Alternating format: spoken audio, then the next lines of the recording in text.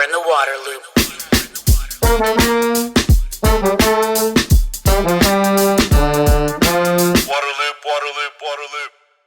Waterloop is made possible in part by grants from Spring Point Partners and the Walton Family Foundation. Waterloop. Hey, this is Travis with Waterloop. I want to tell you a story about High Sierra Showerheads, who I'm proud to have as a sponsor of this podcast, particularly because they make incredibly water-efficient showerheads.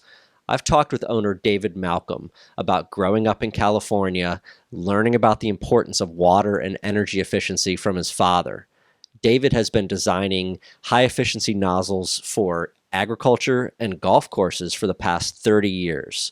The golf course people actually came to him wanting a nozzle that produced a uniform spray but was water efficient.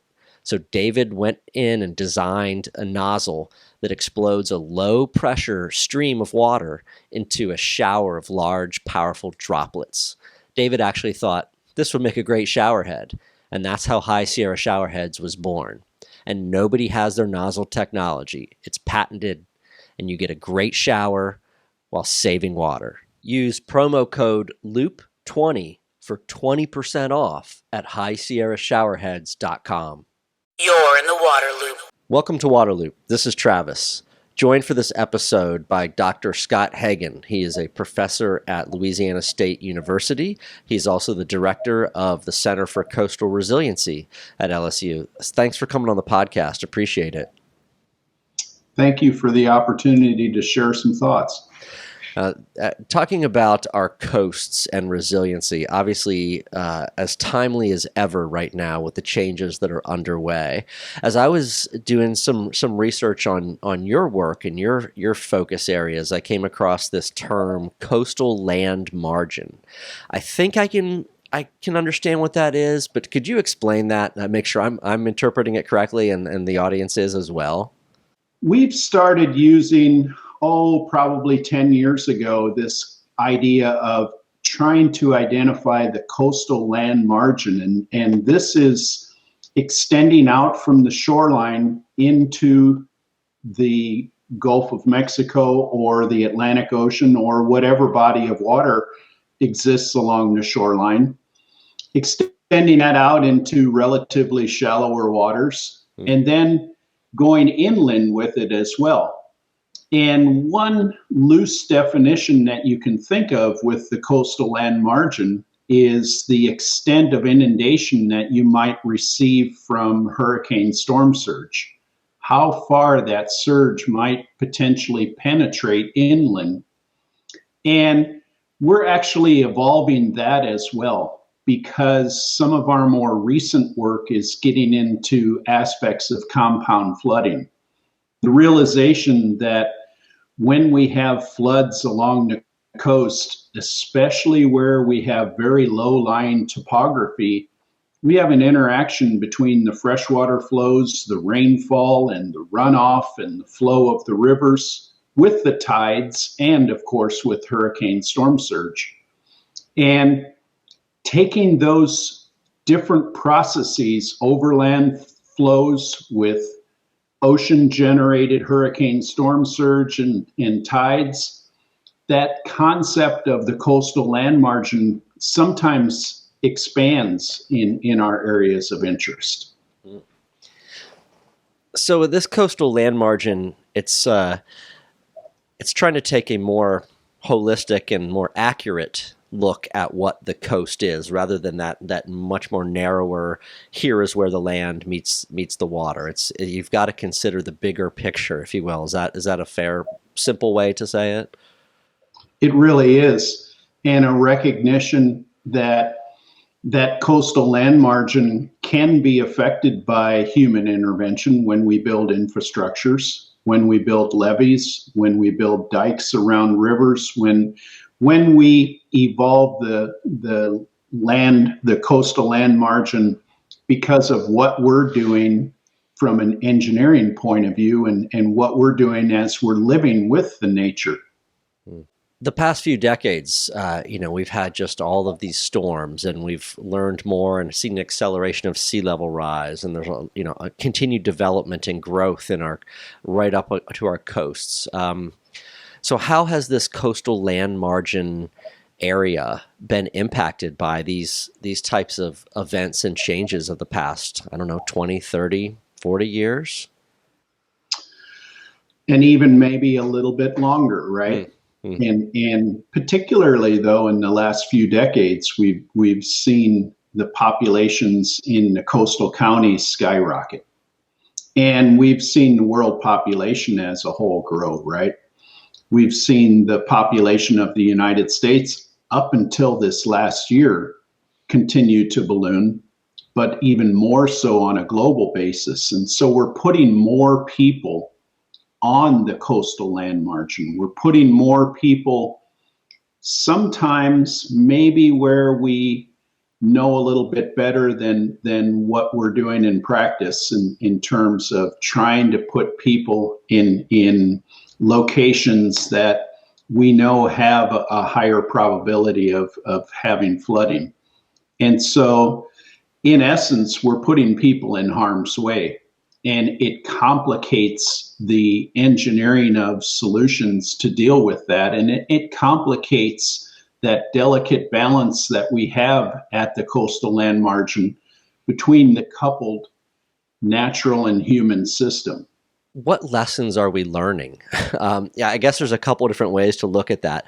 You as a researcher and scientist and professor and your colleagues are learning a tremendous amount. I'd love to hear about that side. The other side I think of is like from a practical standpoint, society.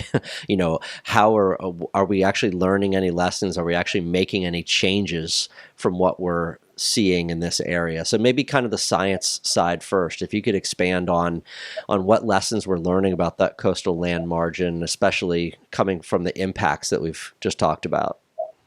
And at the bottom of this slide, you see a graphic that is attempting to represent this coastal land margin.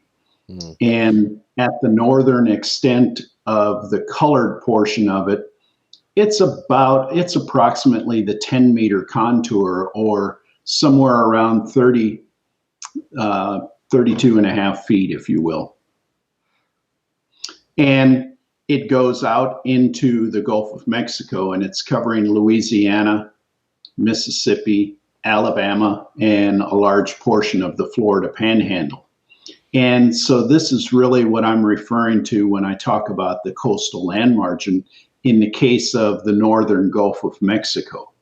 What has come about since I began with my PhD dissertation research, or really when I was an undergraduate and I had a research experience, the advent of large-scale tide and hurricane storm surge models was just beginning. And at that time, some 25 to 30 years ago, the best that we could hope for is with our computing capabilities is that we could build a model that maybe would have 25, 30, 40, maybe 50,000 computational points that would describe whatever region we were interested in calculating the tides and hurricane storm surge over. And if we build a model that would describe, like this upper left graphic, this large scale region of the Atlantic Ocean, the Gulf of Mexico, and the Caribbean Sea, it would be limited in its ability to describe the features that were associated.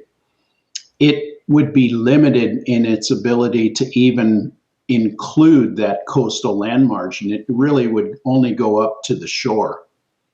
And one of the most important advances that we've seen in our numerical modeling capabilities is this ability to perform high-performance parallel computations.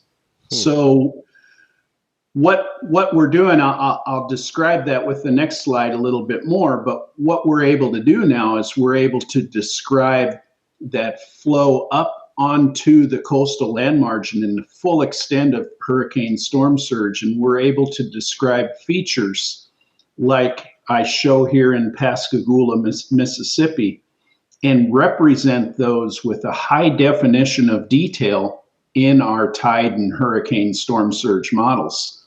So with the advent of the supercomputers, and particularly the high-performance parallel computing technology, we're able to throw more description at the Earth, and we're able to describe how water flows over and up into the estuaries and up the rivers and down the rivers and out of the banks, and all of the flooding characteristics associated with these types of flows. We're able to describe that more definitively.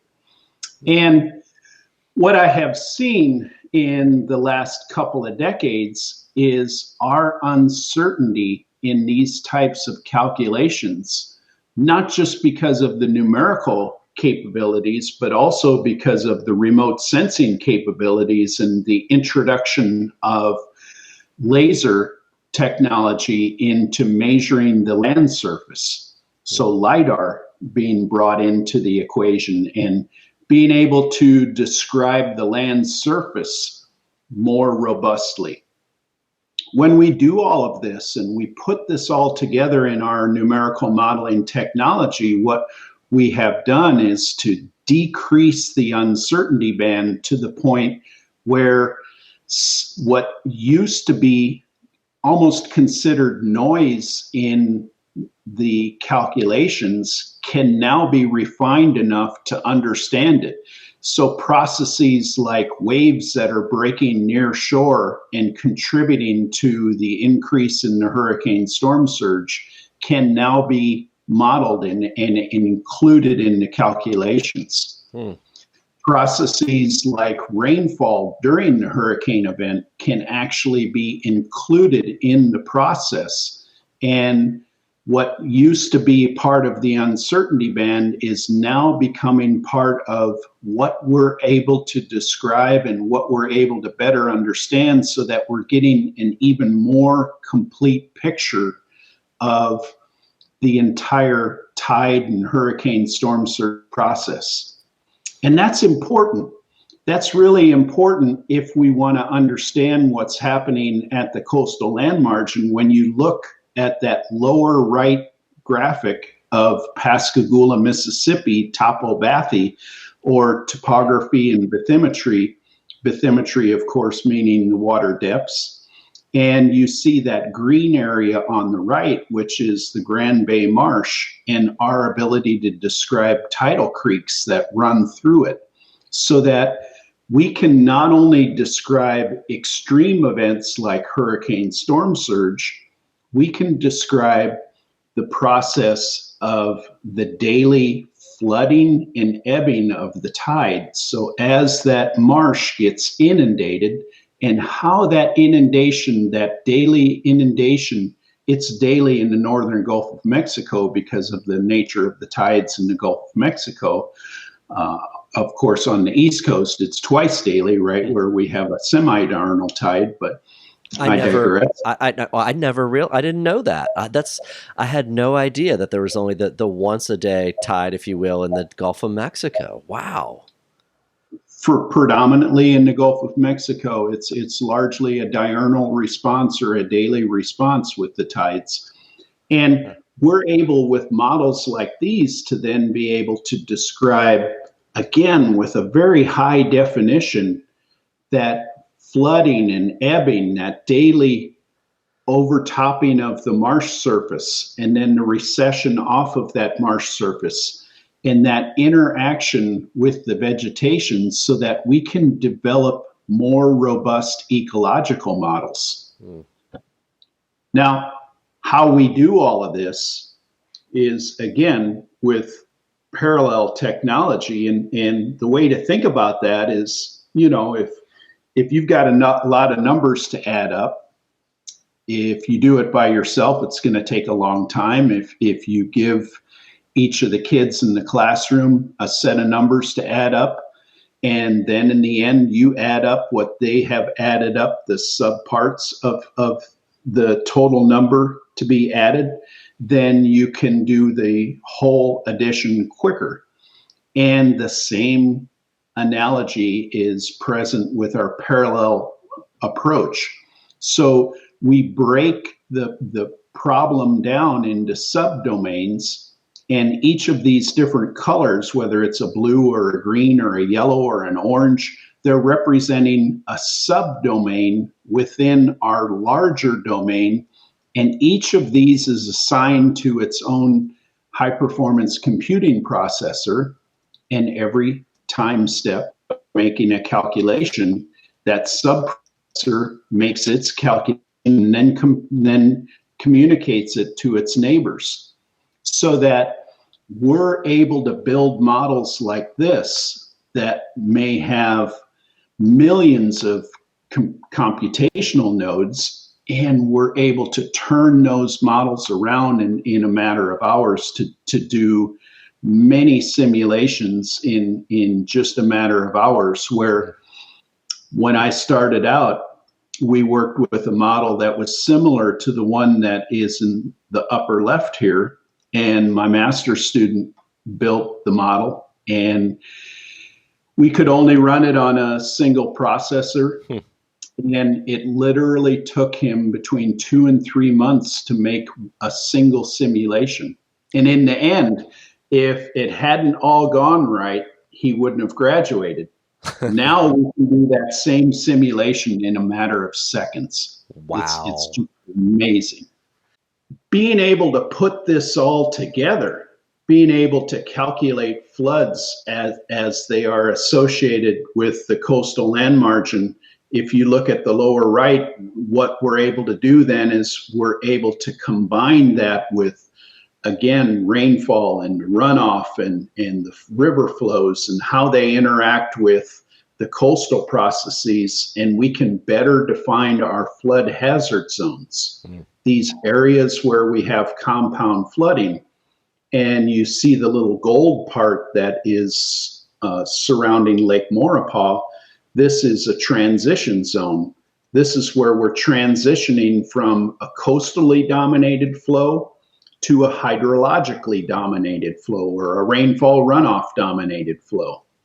And on the lower left, you can appreciate why this is important with respect to present day assessment of coastal marshes and future assessment of coastal marshes. Because if we can describe that flow and then maybe even work into it some level of salinity transport, and we have a good vegetation-based model to pair with it, we can describe how a salt marsh is going to evolve under different levels of sea level rise. We can begin to understand what levels of accretion or buildup of the organic and inorganic materials on the marsh surface. We can begin to understand how well those are going to keep up with future rates of sea level rise. And then you see the browning of the vegetation and how critical that is in the sense of having that saline water being transported further in on the coastal land margin and beginning to pollute, if you will, or to degrade freshwater species. And unfortunately, we're seeing that today, especially along the East Coast, sometimes miles away from the shoreline, where underground salinity transport is beginning to impact freshwater forests. The ghost forests, right? No, that's right. Yeah. That's right. I've even heard about some farms that are coastal farms, if you will, where they've had changes in the salinity of their soil and it's impacting crops. I read a story about that a few years ago, I think. Something in the eastern North Carolina, they were talking about that. So. And this has been a challenge in Louisiana for some time, simply with hurricane storm surge inundation of rice farms. And it's not anything necessarily to do with sea level rise. It's something that's happening in the present and has happened in the recent historical past, where you have a huge storm surge inundation that overtops the small levees that surround a rice farm, and that fresh water that's supposed to be contained where the rice paddies are growing gets salinated. And then the soil can be corrupted as a result of that process. Sure. And I was really curious about who uses this. It sounds like, especially when it comes to that Gulf region, you've got a lot of interest, a lot of projects involving federal agencies. You've mentioned some of them. The states are very concerned, I guess, when it comes to preparing for flooding and other coastal resilience issues. Even municipalities maybe along the coast take a look at some of these models. And just curious about that whole end of users. Yes, and at the very beginning, actually a couple of decades ago, NOAA was a big supporter of mine, and this was through their river forecast centers, in particular the one south of Atlanta in Peachtree City.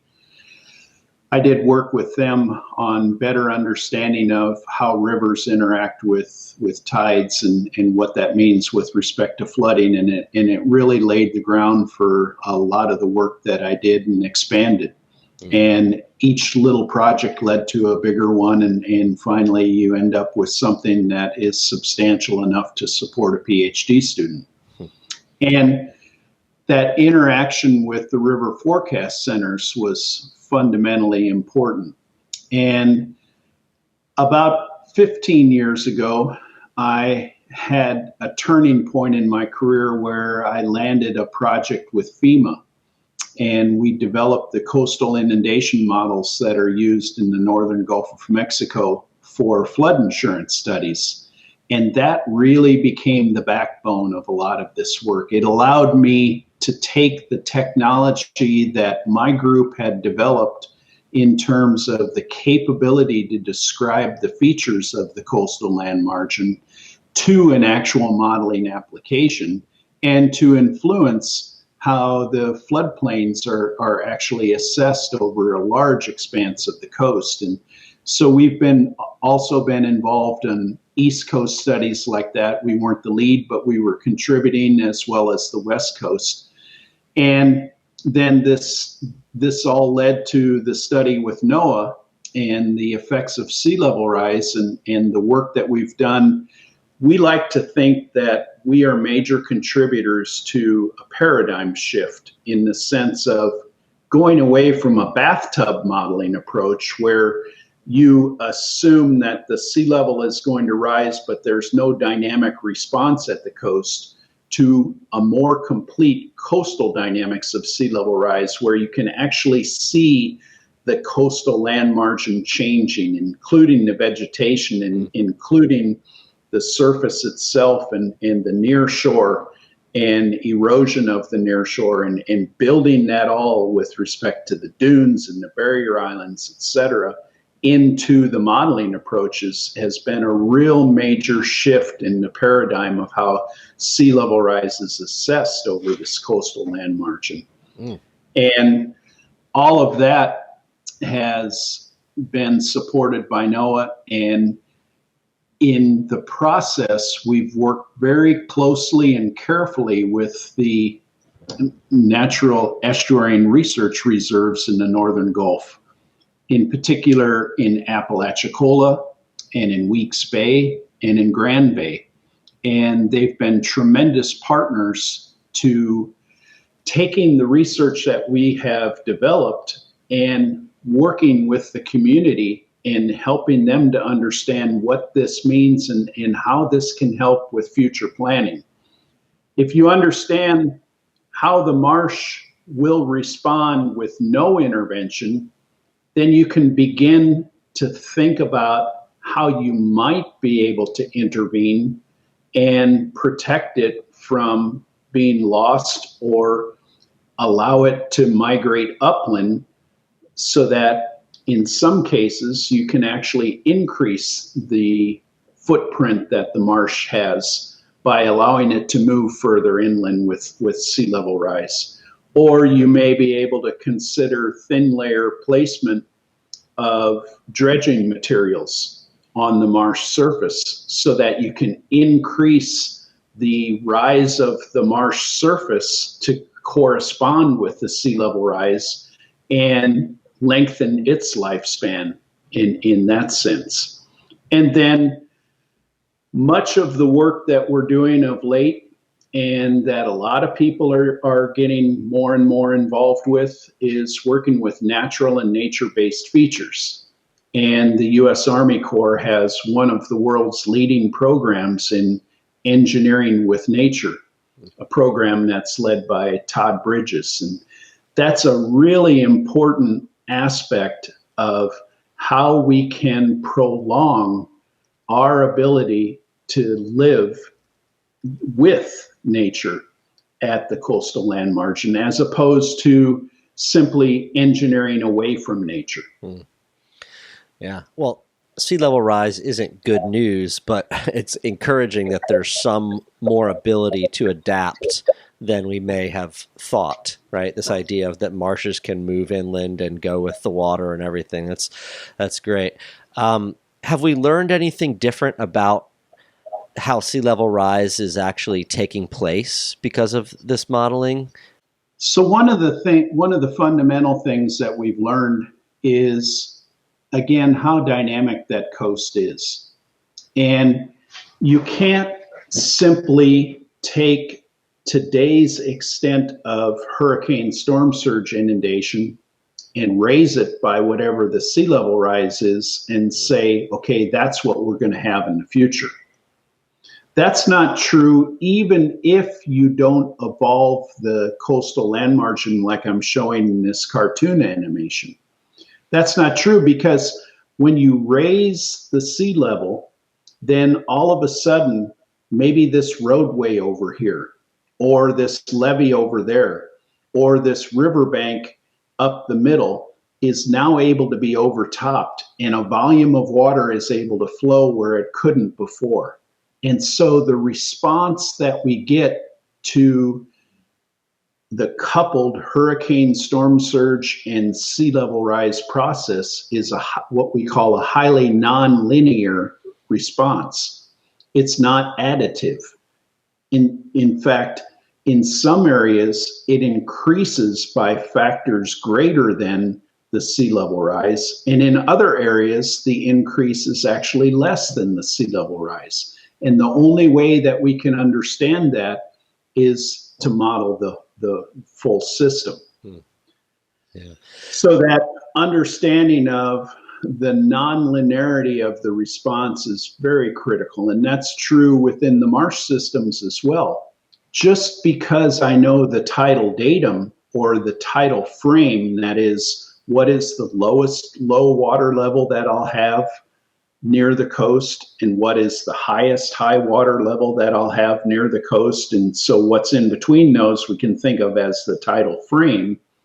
Just because I know that at the coast doesn't mean that I understand how that flow is exhibited through the marsh system.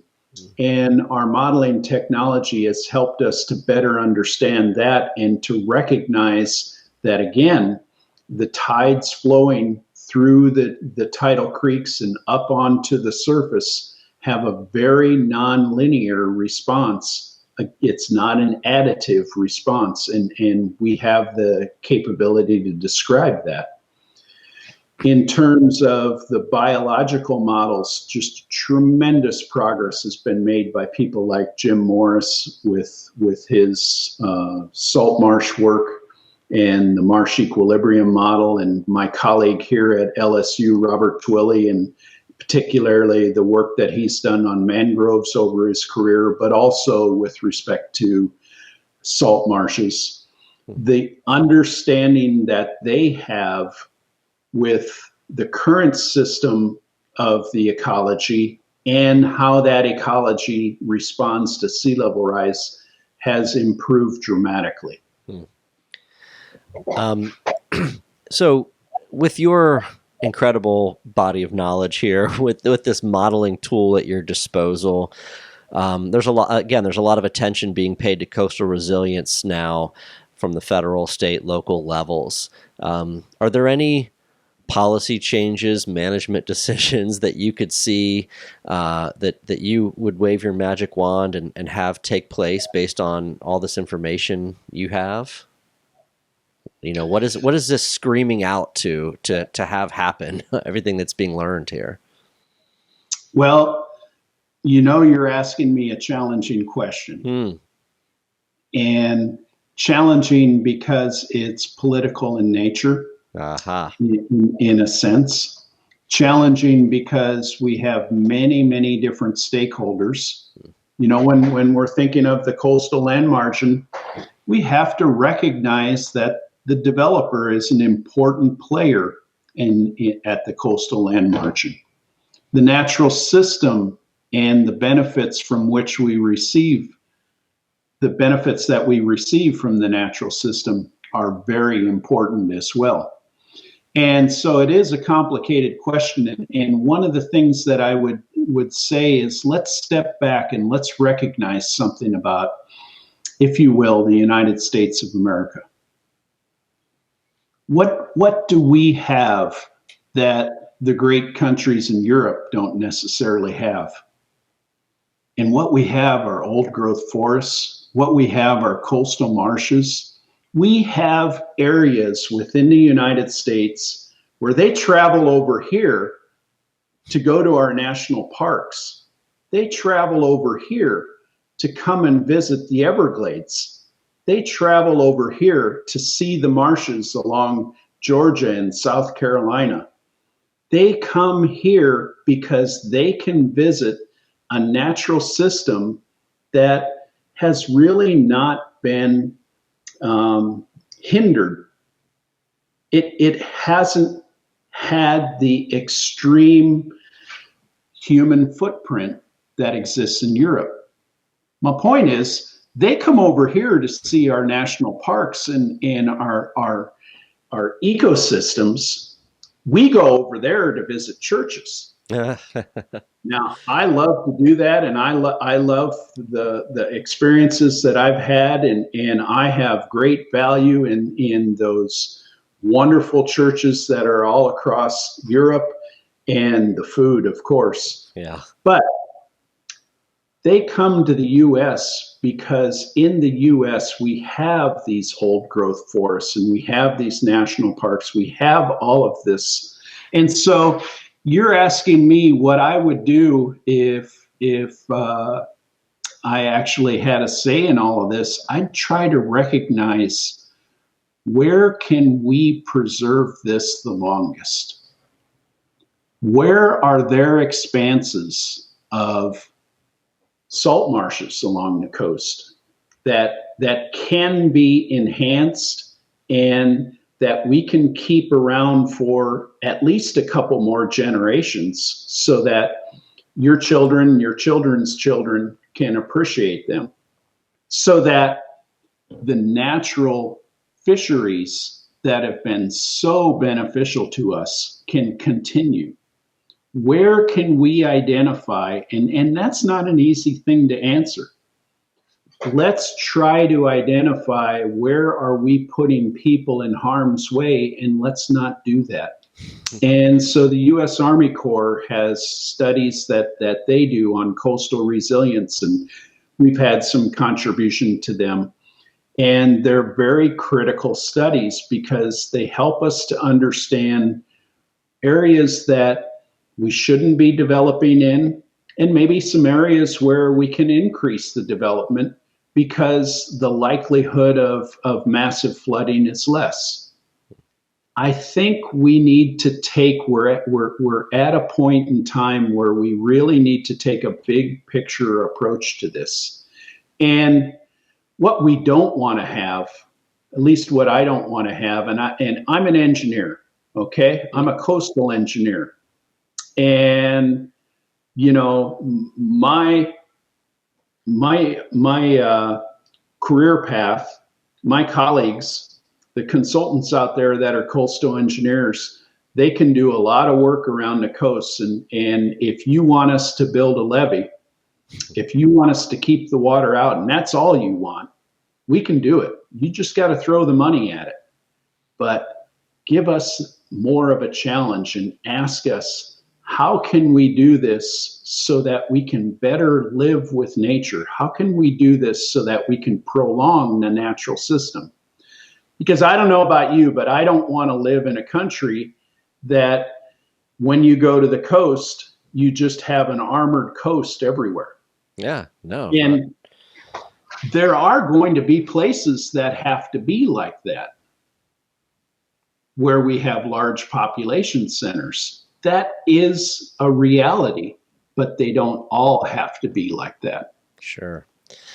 Last thing I wanted to ask you, Scott, is, you've talked about the incredible leaps in the model because of just the improvement of technology, right? We've had this incredible exponential growth in our ability in resolution and computing power and so forth, and it's continuing to grow.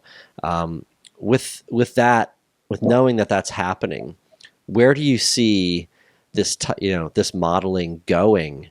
Over the next several years, 3, 4, 5 years, do you see just continued improvement in resolution and ability to learn about what's going on?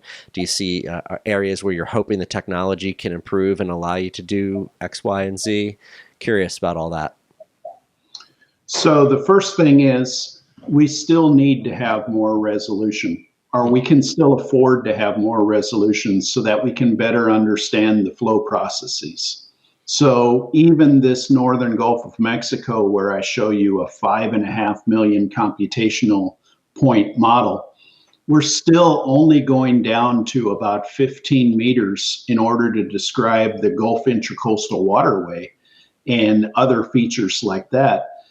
But when we go away from it, we're expanding out to 50, 60, 70, 80, maybe 100-meter elements, and then growing from that as we go further upland. So we still can use more compute power, more advancements in those algorithms, et cetera. What we also have an interest in as a scientific community, and what we have a need for in the United States, as is exemplified by Hurricane Harvey, by Hurricane Laura, by Hurricane Michael, by the hurricane along the East Coast that impacted North Carolina, escapes me at the moment. We had Florence dump 30-something inches of rain on me here in Wilmington, North Carolina. That's right. That's the one I was thank you. Yeah. And we have these types of events that are compound flooding events. And so I see in the next 3 to 5, probably realistically, it's going to be 10 years before we have comprehensive technology that can describe this on a large scale, but the ability to describe compound flooding. Right now, when you have that Hurricane Florence, and let's say you have a hog pond that's near the river, and the river rises because of runoff and hurricane storm surge, and God forbid the levee of that hog pond breaks and all of that sewage gets into the freshwater body. We don't have the capacity to model that on a large scale today, but we're developing it, and I think our future scientists are going to have that. That'll really be helpful for communities and letting them know, hey, here's a concern, a particular specific concern that you get from that greater resolution and granularity there. Well, Scott, I really appreciate your time. I just got to have a doctorate level class in this stuff, so I appreciate the opportunity. Great info. Thank you so much. Thank you for the opportunity. Waterloop. Thanks everyone for listening to today's episode. A special thanks to Waterloop supporters Spring Point Partners and the Walton Family Foundation. The Waterloop podcast is sponsored by High Sierra Showerheads, the smart, stylish way to save energy, water, and money while enjoying a powerful shower. Use promo code LOOP20 for 20% off at highsierrashowerheads.com. If you like Waterloop, please subscribe to the YouTube channel or your favorite podcast platform. Follow us on social media and visit waterloop.org to sign up for updates. Waterloop, Waterloop, Waterloop.